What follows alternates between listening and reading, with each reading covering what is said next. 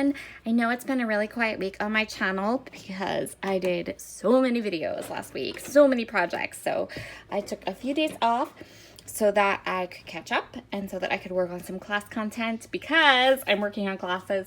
I've started three, you guys. So they'll be coming.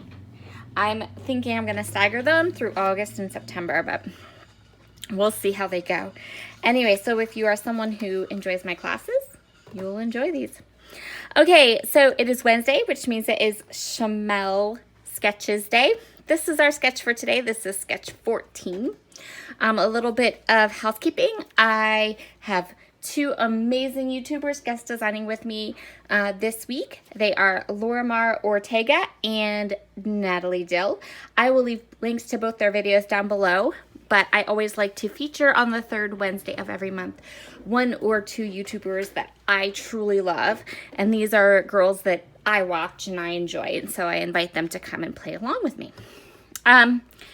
So this is our sketch, and I'm going to play with it quite a lot. So I'm going to reimagine this area as some stamping.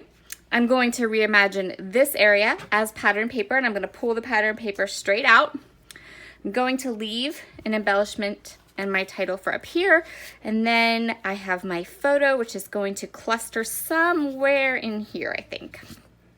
I'll have to see where everything goes once I get done. So this is the photo we're going to scrapbook today. This is a photo of my beautiful, gorgeous niece, who I adore, and she was being a princess. And then I have chosen this beautiful layered stamp. It's the Bloom and Bud stamp from Altenew. So I was thinking these would be our flowers, but I'm going to do it in colors, different colors. And I have my two paper pads. So I'm thinking that what I'd really like to do is I'd like to keep this layout to pinks, pink and oranges and yellows, like that kind of tone right there. That's what I'm looking for. So I'm going to kind of go through everything, and I'm going to pull those colors out. The pinks, the oranges, this one. I know this goes with her dress so well though, right? It's going to be hard to pick. But I chose the small 8x8 Webster's Pages Changing Colors pad. And then I'm going to need some 12x12 paper, so I pulled out the Horizon project pad. And I actually saw a really light pink paper in here that I was like, oh, that would be kind of perfect. And I think we're going to use this one. I think we're going to use that as part of our layout as well. And then there's this. And how cute would it be to layer up my photo with a mat of just a little bit of glitter. And then, where's that rainbow paper? And then this like middle of the rainbow here. How cute. Anyway, that's where my head is at. I'm going to start by grabbing some white cardstock and some stamps, and I'm going to start by doing this bit of stamping on some cardstock. Okay, so I've chosen 4 Altenew inks to use on my layered flowers. I'm going to begin my layout just by trimming up some of this paper and getting a feel for where I want to do my stamping. So from the sketch, I can see it's split up in about 1/3. So I'm going to do 4 inches for the white space where my stamping is, 8 inches for this pink paper. But when I put these together, I want something at the edge of my page. I felt like it was too straight. I wanted a little something there at the edge of the page. So I grabbed my quite old, well-used and loved Crave Memories border maker and this stitch scalloped border that I pretty much use exclusively with my border maker. It's one I use all the time. I'm just putting a little tiny pencil dot right there so that I don't do too much stamping.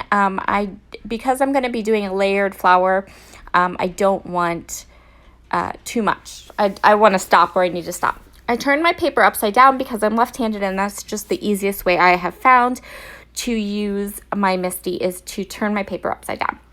I thought I'd leave a little bit of my stamping in because I know layered stamps can be a bit hard, and I know that A lot of you guys like to hear my stamping tips and tricks.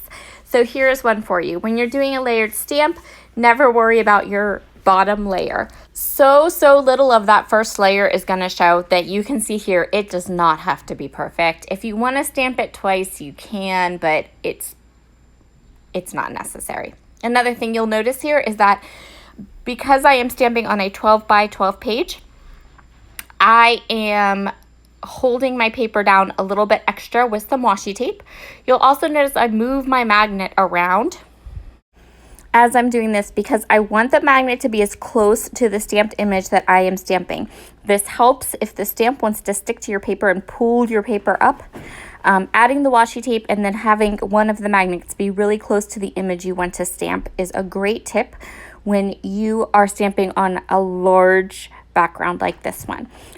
The Misty is a fabulous tool. I adore both of mine, but it's not infallible. So I've developed a couple of things you can do to really make sure that nothing shifts while you are stamping your layers. These layered flowers can be a bit tricky. Definitely practice. They're not, but that being said, you can stamp off. If you accidentally don't layer it up perfectly, you'll be okay.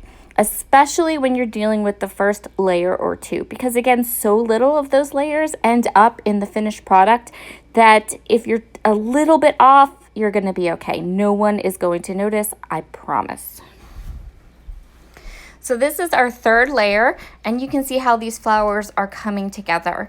For this particular stamp set, you would not need the fourth layer. I think you could stop at the first layer, or at the second layer, leave them like this, or even add the third layer and not the fourth, and you would be totally fine. I'm gonna add all the layers because that's just how I roll, and I really love this stamp set, and these flowers are gorgeous. So my next great tip is to stamp a couple of extra onto a smaller sheet of paper. You'll see that is going to save me later on throughout this stamping process. Every layer needs to be positioned a bit better. So every layer, like I said, the first layer, so little of it shows. Just stamp that down and move on. Don't even fret about it. You can see here I've stamped 5 extra flowers in my regular size Misty. This is the hard one, that last detail layer. It requires some finesse. It requires some practice. The results are amazing, but and on the big paper that I stamped, I fudged up this last layer on one of my flowers. But this is why I do this. I definitely 100% have a couple of flowers stamped off onto another sheet of paper. And that way, if I mess one up on my background, I can just cover it up with one that's stamped better. It's kind of like planning for mistakes, a little bit. You know it's going to happen. Just plan for it. You'll be okay. I know this video is a bit longer than my usual videos because I did want to leave a lot of the stamping and talk to you about using some layered stamps. And coming up, one of our months for my series with Sandy and the girls is layered stamps. So that'll be coming up soon too. We'll give you some more tips. So I am doing yellow in the centers of my flowers. My reason for doing yellow is because, remember, I want to kind of stick to this yellow, orange, magenta, pink kind of vibe. Those are kind of the colors I want to kind of focus on. I end up adding in some other colors, but for the most part, those are the colors that we're going to see throughout the layout. So those were the colors I wanted in my flowers. The last little step is I'm going to add some Morning Dew Nuvo drops to this to these flowers. That gives it just a little bit something extra, and I did that for all the flowers. So you'll see here I went ahead, I die cut all of my flowers. Here are my loose ones, and then the ones that are on the paper. They're all created the same way with the same 4 colors of Altenew ink, and the middles have the Morning Dew drop. I do love Altenew inks for layering because they come in gradient colors. So if you just want to do flowers with them, just buy yourself a set of pinks, a set of reds, a set of greens, you know, to start out with, and you be golden. So I'm going to go ahead, I'm going to lay this down. Now, once I did all the stamping, right, the stamping is the hard part. The stamping is the time-consuming part. The stamping is the part you do while you watch TV. I'm going to go ahead and go through these paper pads. I'm going to pull a couple out. I'm going to pull some stickers out.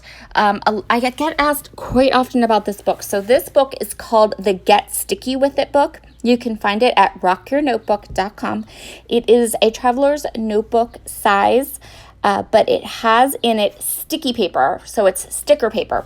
So I'm going to be able to take the stickers that I want to use, separate them out of this paper pad, put them in this book.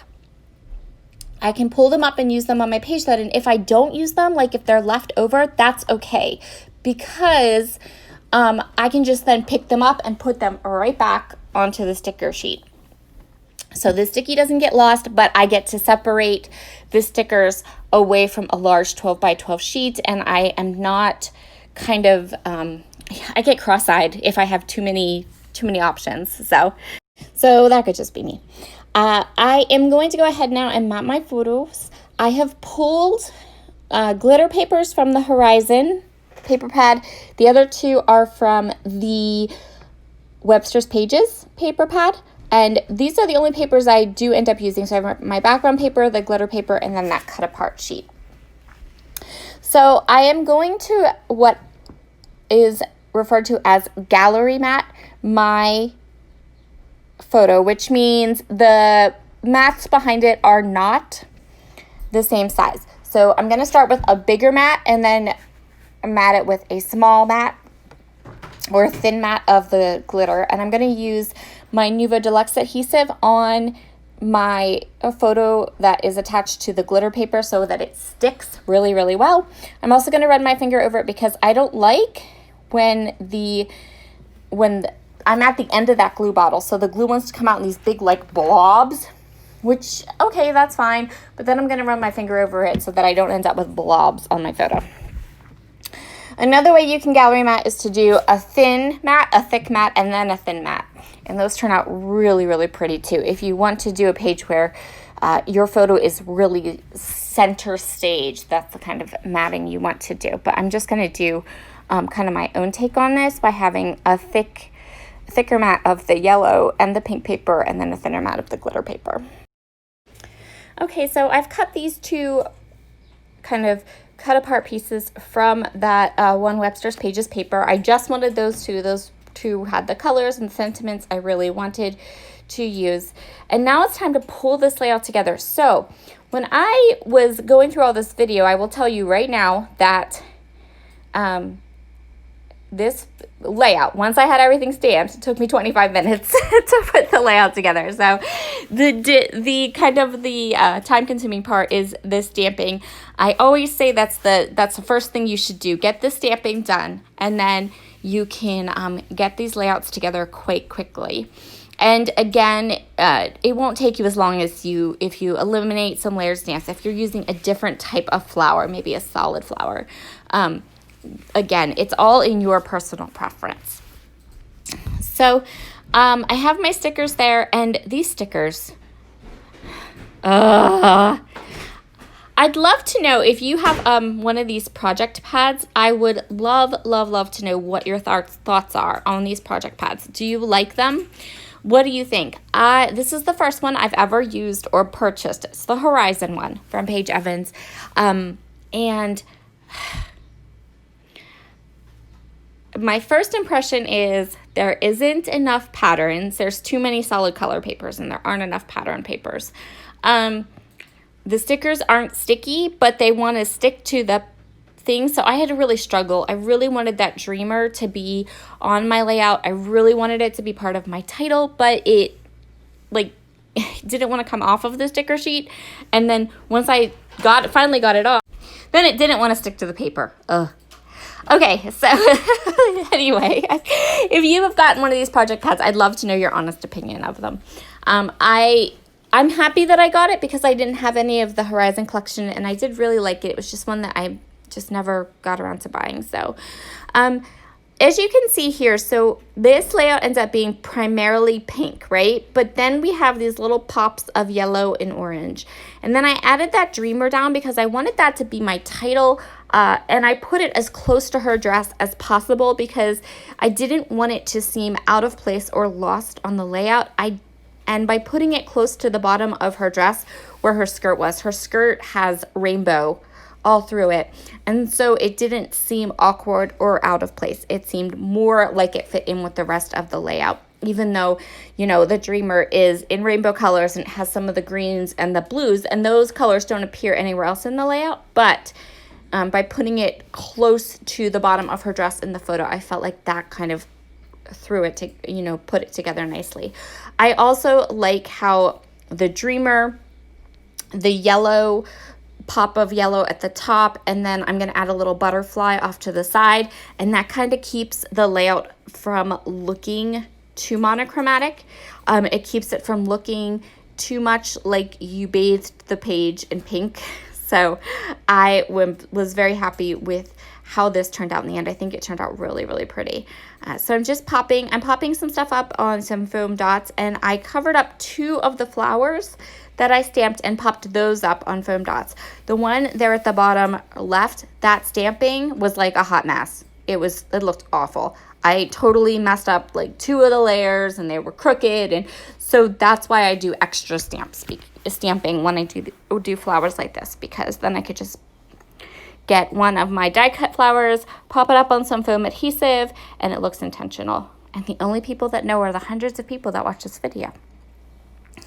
So I'm just getting everything down now. I'm going to go ahead and trim the flowers that are off of the edge of the page, but I'm not going to throw them away. After you do all that work stamping, you use every little bit of the stamping you did. Let me just tell you, that's my rule.